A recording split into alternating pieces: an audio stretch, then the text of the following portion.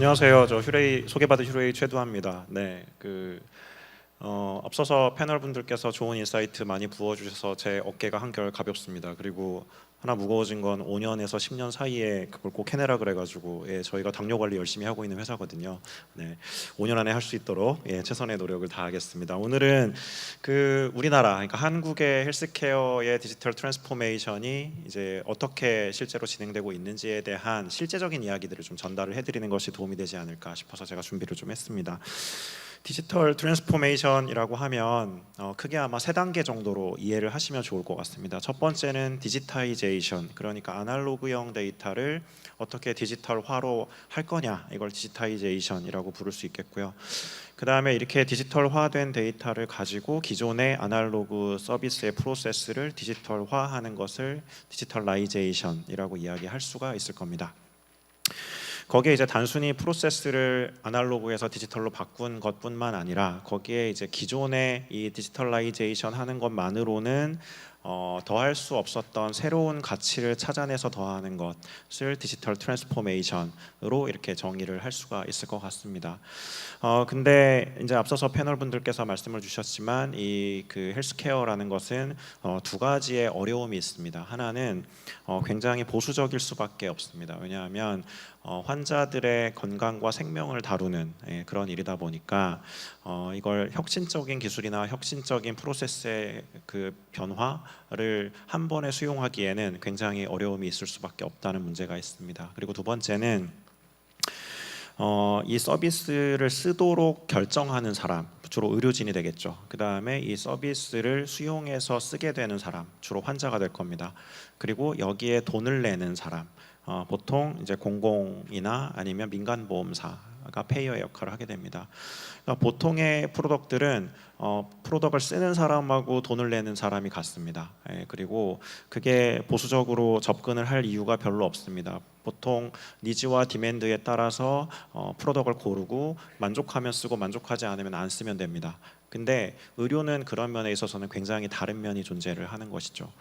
그래서 이해 당사자가 크게는 이 세 덩어리의 이해 당사자로 이제 나뉘기 때문에 이 세 가지의 수수께끼를 다 풀어야 이게 사업화가 될 수 있는 그러한 특이점을 갖고 있는 특이한 점을 갖고 있는 그러한 영역이다. 그래서 생각하고 기대하는 것만큼 빠른 혁신이나 빠른 변화가 일어나기 상당히 어렵다라고 말씀을 드릴 수 있겠습니다. 그럼에도 불구하고 한국에서 디지털 트랜스포메이션, 엄밀하게 얘기하면 디지털 트랜스포메이션이라고만 얘기할 수는 없고 디지털라이제이션과 디지털 트랜스포메이션의 사이에 있는 일들이 어떠한 형태로 텐저블하게 진행되고 있는지에 대한 사례를 좀 몇 가지를 보여드리도록 하겠습니다. 저희 회사 디지털 헬스 하고 있는 회사고요. 한 100여 명의 임직원들이 AI와 그다음에 로직 등으로 서비스를 잘 만들고 있는 회사고요. 저희는 앞서서 이제 플로어에서 질문을 이제 한 분께서 주셨는데 당뇨병 관련해서 어떻게 약을 먹으면 좋은지, 어떻게 하면 자기를 더 잘 관리할 수 있는 생활 습관을 가질 수 있는지 이런 것들을 케어해드리는 그러한 서비스를 저희가 하고 있습니다. 보통 이제 스타트업들이 이 세 단계의 어려움을 겪는다고 합니다. 이제 강과 그리고 계곡과 바다를 건너야 그래야 이제 서스테이너블한 구조의 사업 구조를 갖게 된다라고 이야기를 합니다. 이거에 앞서서 이제 디지털 헬스에 대한 기회의 요인들이 상당히 많이 있습니다. 크게는 세 가지의 큰 메가 트렌드의 변화가 있습니다. 기존의 헬스케어라고 하면 병원에서 진단받고 수술받고 입원하고 약 먹고 하는 의료적인 부분이 전부였다라고 하면 이러한 병원과 제약에서 벗어난 여러 가지 시스템의 변화들이 일어나고 있다는 기회가 존재한다. 그리고 두 번째는 아날로그형 중심으로 진행되던 의료 서비스들부터 시작해서 디지털로 많이 변하고 있다. 특히 요새 라지 랭귀지 모델을 필두로 한 AI 모델들이 상당히 많이 대두되고 있고 이런 부분이 많은 걸 혁신할 수 있겠다. 특히 디지털이라는 것은 크게 두 가지의 밸류가 있는데 첫 번째는 아날로그는 한 번에 대면을 해서 한 사람을 케어할 수 있었다면 디지털은 접근성을 높여서 다수의 사람을 한 번에 케어할 수 있는 확률을 굉장히 높여준다는 장점. 그리고 두 번째는 그동안 인력으로 투입해서 해결해야 됐던 일들을 디지털로 바꾸면서 비용을 낮출 수 있다는 장점, 그러니까 접근성을 높이고 비용을 줄일 수 있는 장점이 있습니다. 그래서 결국은 의료 비용이 지금 막대하게 늘어나고 있기 때문에 이런 부분을 해결할 수 있는 부분은 사실 디지털화다. 그래서 각국에서 디지털화를 초고령화와 함께 해결을 하는 솔루션으로 이제 적용을 하기 시작했다라는 기회의 요인들이 존재를 합니다. 그리고 세 번째는 코로나 때 이제 굉장히 패닉에 가까운 여러 가지 일들이 존재했었는데 병원에 갈 수도 없고 약을 받을 수도 없었다. 그래서 결국은 내 건강을 내가 잘 결정하고 챙기지 않으면 그러면 나와 내 가족을 보호할 수 없구나라고 하는 거를 깨닫게 된 아주 큰 이벤트가 코로나라는 이벤트가 있었습니다. 그래서 결국은 자기 건강 의사 결정을 이제 그냥 전문가에게만 맡기지는 않겠다라고 하는 변화의 바람이 일어나고 있고, 이 세 가지 측면에서는 디지털 헬스라는 영역이 상당히 많은 기회가 있더라.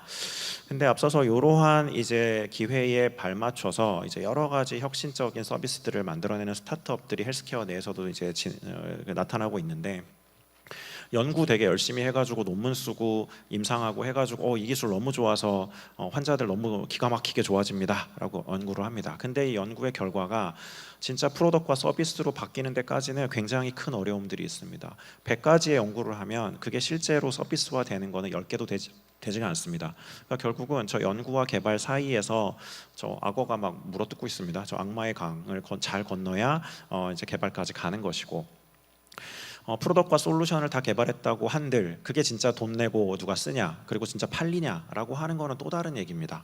그래서 저 사업화까지 넘어가는 무슨 또 리스크가 존재를 하고요. 그래서 한두 개가 잘 팔렸습니다. 근데 과연 그게 수백 명, 수천 명의 임직원을 먹여 살리고 10년이든 100년이든 계속 가는 비즈니스를 만들 수 있겠느냐라고 하는 거는 또 다른 얘기입니다. 그래서 저 산업화까지 가는 거는 상당히 또 다른 굉장히 어려움이 존재한다. 헬스케어, 디지털 헬스케어 영역도 지금처럼 강을 건너고 계곡을 건너고 바다를 건너고 있는 와중인데, 한국의 디지털 헬스는 그럼 어디에 위치하고 있냐라고 했을 때 저는 저 사업화와 산업화 사이 어딘가에서 빠져 있다. 그래서 지금 잠수복도 입고 산소통도 메고 열심히 물갈퀴도 해가지고 막 헤엄을 열심히 쳐서 저 바다를 건너가고 있는 그 어딘가에 있는 상황이다라고 저는 이제 생각하고 있습니다.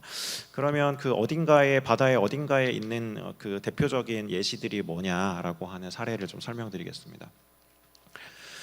요새 이제 주식하시는 분들은, 아마 국내 주식하시는 분들은 루닛, 뷰노, 뭐 JLK 인스펙션, 제가 뭐 주식을 지금 추천하는 건 아닙니다. 근데 그 이러한 지금 AI 진단 서비스 회사들의 주가가 굉장히 엄청나게 빠르게 올라가고 있습니다. 근데 그 굉장히 좋은 비전과 뭐 여러 가지 장점들이 있는 반면에 매출과 순이익으로 대변되는 그거의 실적은 어떠냐라고 얘기하면 주가에 못 미치는 거는 뭐 솔직한 사실입니다. 그럼에도 불구하고 이제 그 우리나라를 필두로 이제 미국 시장이나 아시아 시장에서 이제 수가를 받는 모델까지도 성공한 이런 회사들의 AI 진단 솔루션들이 등장을 하고 있고, 이게 기본적인 엑스레이나 CT나 MRI 같은 기기에 자동 탑재가 되고 하는 형태로 이게 정말 대단한 혁신을 일으킬 수도 있겠네라고 하는 기대를 불러 일으키고 있는 영역이 바로 AI 진단 부분입니다. AI 진단이라는 게 한 5년 전만 해도 과연 AI가 사람보다 더 잘 볼 수 있을까?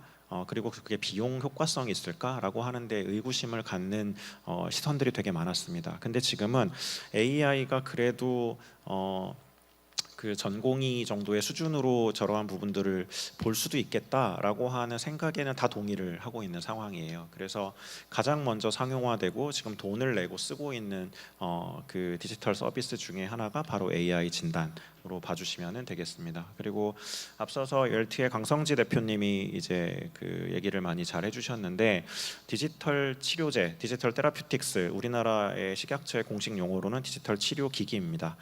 디지털 치료 기기도 그동안 치료의 디지털화를 이제 이끌고 있는 주된 테마 중에 하나입니다. 그래서 현재 우리나라 식약처 상에서는 불면증 치료제를 이제 앱으로 대체하는 부분을 이제 두 가지의 에임메드라는 회사의 솜즈, 그 다음에 웰트의 웰트아이라고 하는 앱 치료 기기로 이제 식약처 인허가를 이제 완료를 했고요. 제가 알기로는 이제 뭐 수가 이슈도 조만간 정리가 되는 걸로 알고 있습니다. 그러면 이제 병원에서 수면제나 유도제를 이제 처방해 왔는데 이제 그거를 대체하거나 아니면 병용 처방하거나 하는 형태로 의사가 앱을 처방하는 시대가 이제 곧 도래를 할 예정입니다. 예, 그래서 이게 정말 많은 처방을 해서 많은 환자들을 더 낫게 만들 것이냐는 처방을 해보고 진짜 많은 데이터가 더 쌓여봐야 확신을 가질 수 있겠지만 적어도 식약처라는 인허가를 하는 조직에서 한번 해볼 만해라고 생각하고 지금 밀어붙이고 있다는 사실이면 많이 쓸수록 무조건 좋아지는 데이터로 만들 수 있다는 게 또 이 디지털의 장점이거든요. 예, 그래서 그 가장 무겁고 힘든 문은 열었다. 예, 그래서 앞에 이제 AI 진단 솔루션이 진단의 디지털화를 했다면 이건 치료의 디지털화를 한 사례가 아닌가 이렇게 생각을 좀 하고 있습니다. 지금까지 이 두 가지는 아주 메디컬의 코어 안으로 들어간 이제 그러한 헬스케어의 디지털화라고 한다면 지금 보여드리는 사례는 메디컬 밖에서의 헬스케어는 그럼 어떤 워킹을 하고 있느냐에 대한 사례를 좀 보여드리려고 합니다. 그 엠플로이 어시스턴스 프로그램이라고 하는 이제 기존의 서비스 영역이 존재를 합니다. 그 대기업이나 공공기관에 가보시면 그 임직원들의 그런 뭐 우울감이나 이런 걸 상담할 수 있도록 회사의 비용을 들여서 상담하는 프로그램들이 다 존재를 하고요. 그런 프로그램들을 EAP라고 불러왔습니다.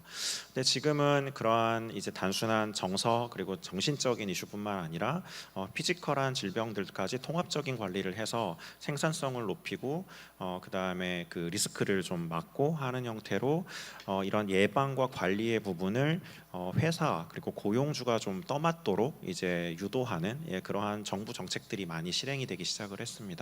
미국 같은 경우는 공공보험보다는 민간보험의 역할이 되게 크기 때문에 민간보험사들 입장에서는 미래에 지불하게 되는 보험금의 액수를 어떻게 하면 미리 예측하고 줄일 수 있겠는지에 대한 굉장히 많은 관심이 존재를 합니다. 그래서 단순히 고용주에게 보험 프로그램을 팔 뿐만 아니라 거기에 이러한 서비스를 함께 붙여서 코마케팅을 하는 것이 보험도 더 잘 팔리게 만들고 그 다음에 나중에 미래에 발생할 수도 있는 보험금의 액수도 줄일 수 있는 효과가 있기 때문에 이러한 EAP 프로그램을 보험 상품과 함께 결합해서 파는 지가 뭐 몇십 년이 됐습니다.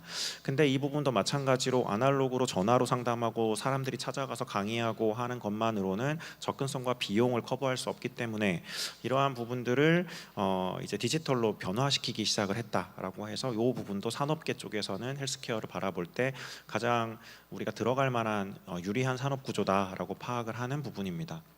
우리나라 같은 경우는 산업안전보건법이나 중대재해처벌법 같은 법들이 제정이 되기 시작을 하면서 임직원의 건강에 문제가 생겼을 때 그거에 대한 이유가 고용주나 회사의 상황이 있다고 하면 이거에 대한 처벌 조항이 굉장히 강해지고 있는 추세입니다. 그래서 이러한 부분들을 어떻게 예방하거나 막을 것인지에 대한 고민들을 이제 상당히 많이 하기 시작을 했다는 것입니다. 그리고 두 번째는 우리가 이제 만성질환자들 같은 경우는 두세 달에 한 번 병원을 방문해 가지고 그때 의사 선생님하고 잠깐 얘기하고 약 받아오는 게 이제 전체적인 의료의 시스템인데요.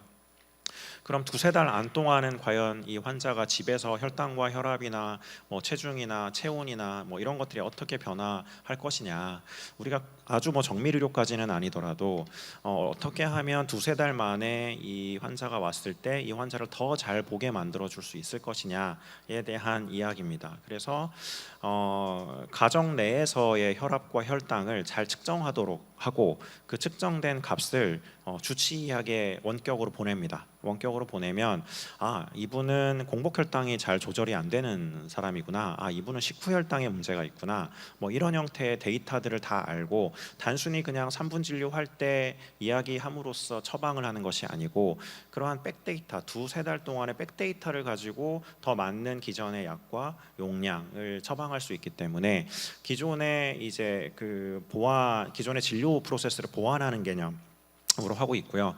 우리나라에서도 요 서비스에 대한 이제 수가 논의가 이제 본격화됐고 아마 내년부터는 당뇨병을 시작으로 이러한 리모트 페이션트 모니터링, 원격 모니터링이라고 하는데요. 이런 부분에 대한 서비스들이 더 본격적으로 도입이 고려되고 있습니다. 그래서 이러한 형태로 많은 것들이 좀 바뀌고 있고요. 이러한 부분에 있어서 우리나라만 이렇게 바뀌고 있냐? 그렇지는 않습니다. 우리나라의 강점은 좋은 메디컬 인력, 그 다음에 굉장히 싸게 임상을 할 수 있는 좋은 환경, 그리고 디지털을 개발하는데, 그리고 디지털을 쓸 수 있는 디지털 리터러시가 높은 인구의 수가 굉장히 많다. 이러한 세 가지 장점이 존재하기 때문에 우리나라에서 디지털 헬스케어 서비스나 프로덕트를 만들어서 임상까지 해서 프로덕트화하는 것까지는 매우 싸고 빠르다. 근데 그러한 시장을 우리나라에서만 가져가는 건 아깝다. 그렇다 그러면 이 시장을 우리가 어디까지 퍼뜨릴 수 있겠느냐라고 했을 때 가장 유력한 게 바로 아시아입니다. 특히 이제 일본 같은 경우는 요즘에 항상 디지털 트랜스포메이션이 매우 활발하게 이루어지고 있고요. 그 중에 주요한 요소 중에 하나가 벌써 헬스케어 영역입니다. 그래서 만약에 이 중에서 이런 디지털 트랜스포메이션이나 헬스케어 영역에 관심이 있으신 분들은 일본 시장을 한번 잘 보시는 것도 굉장히 많은 도움이 될 거라고 생각을 합니다. 그리고 베트남 같이 이제 막 개발이 많이 되고 있고 그래서 의료 수요는 많은데 의료 공급이 굉장히 딸리는 부분들도 이런 디지털로 접근성을 높이고 비용을 낮추는 구조에 굉장히 많은 관심이 또 있으십니다. 그래서 저런 동남아를 중심으로도 한번 디지털을 고민해 보시는 것도 좋지 않을까 생각을 합니다. 네, 시간이 딱 돼서요. 오늘 여기까지 말씀 마치겠습니다. 고맙습니다.